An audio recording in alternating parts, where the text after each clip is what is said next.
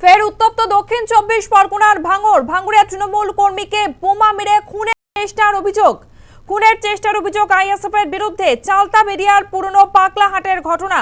আহত তৃণমূল কর্মী কামাল পুরকাইত। ফের উত্তপ্ত দক্ষিণ 24 পরগনার ভাঙড়, বোমা মেরে তৃণমূল কর্মীকে খুনের চেষ্টার অভিযোগ আইএসএফ এর বিরুদ্ধে।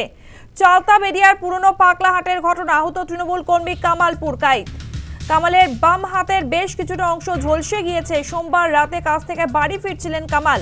অভিযোগ, সেই সময় কামালকে লক্ষ্য করে বোমা ছোড়া হয়। তদন্তে উত্তর কাশীপুর থানার পুলিশ।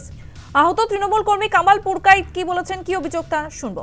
থেকে ফিরার ওই 11টার দিকে ফিরছিলাম, এমন আমাদের এই স্কুল মাঠ টার্নিংয়ে ওখানে এসে আমার উপরে আক্রমণ হয় বোমে। প্রথমে একখানা বোম চার্জ করে, আমি পড়ে যাই। ফের ছুটে পালাবার সময় ফের একটা বোম চার্জ করে।